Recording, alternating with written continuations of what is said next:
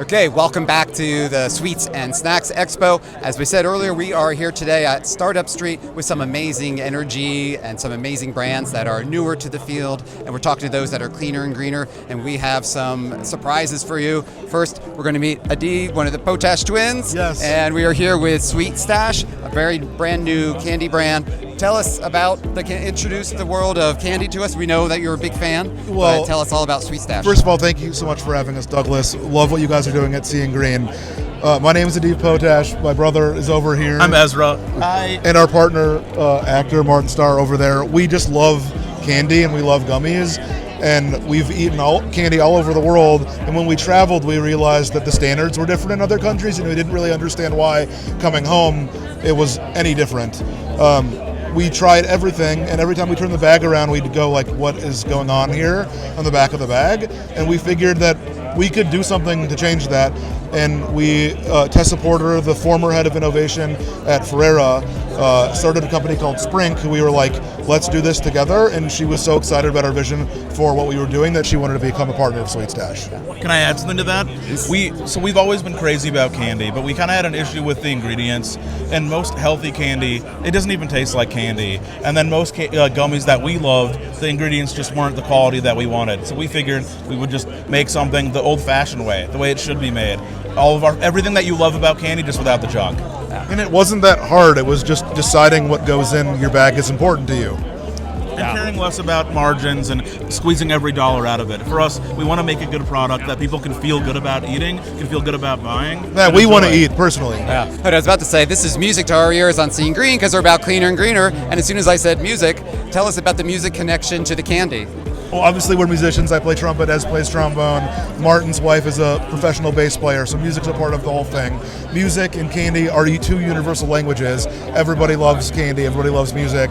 And what is a gummy bear? I mean, what is that, you know? So we made music notes. It's a passion of ours, but also a percentage of our profits go back to arts and music education, which is, we wouldn't be where we are today without amazing arts and music programs, especially public school education. And so if we're going to make money from this, we want to give back to the people that helped us get to where we are today. Yeah. And I heard there's a story about the name, the stash part. Yes, What's so the origin of that? It's a portmanteau. So Martin Starr is the STA and Potash is the ASH we share of the Stash. A. We share the A. So Sweet Stash, portmanteau, Potash. And also Starr. everybody has like a little candy stash somewhere in their house. So we have one. I'm sure everybody else has one too. I love it. When the magic happens with branding and marketing, Yes. it's amazing, isn't it? So how new are you? You're brand new? You're out in the market? Yeah, I mean, we started this thing 8 months ago, and with our just one SKU, original we started jams. like the development probably a little bit over a year ago, but we're so picky about flavor and texture and ingredient quality that we were like, we're not rushing this thing until we have the perfect gummy candy. And so we launched it about 7 months ago online, and that kind of exploded. And the next thing we knew, every like retailer that we knew was calling us saying, people are coming in here asking for your Our candy. first retail order was from Paul Rudd. At his candy store in Rhinebeck, New York.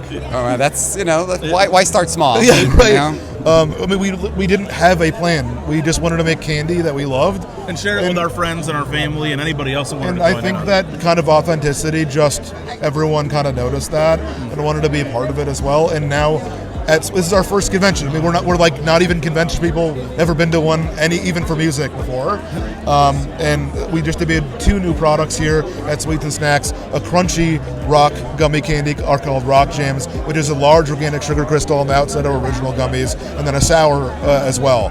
So again, we're new to all of this, but it has been a crazy whirlwind. It has been not 1 second we haven't been bothered for people to get this Rock Jams one. People really like that one. We're excited about that. Yeah. But it's been a very wild experience, and as nerdy gummy candy kids, we are in heaven here. And I just wanted to add to talk about Seeing Green. We want to do our part to kind of push the industry more into like a modern perspective. Like we want to use we would like to do more recycled material components in our products. I think we should just push the whole industry to kind of go towards reusable, sustainable, and clean ingredients. And here's the thing: if a brand new company with self-funded can do non-GMO, no corn syrup, no synthetic dyes, gluten-free, why can't everybody else do that? We're using spirulina for our coloring and turmeric for our coloring. Why are we doing that? No one else. Why is no one else doing that? we have no business in the candy world until this year, and we're being able to do that. I don't understand how that's not an industry standard at this point. So. And we love that at Scene Green. We always highlight innovators, disruptors, because we feel that's where the innovation. They're pushing the industry, and the big players hopefully can learn from the startups. And we're taking the risks, and we how are we being risky at this point? Yeah. Well, you may have Paul Rudd in that portfolio, but now you've got Scene Green in your yes, portfolio. We got Douglas. Get ready. Scene Green. I Scene Green family. Awesome. Well, thank you both. Thank you to Martin Starr as well for what you're doing and the inspiration. And thank you for being on the Scene Green channel. Thank you so much for taking the time.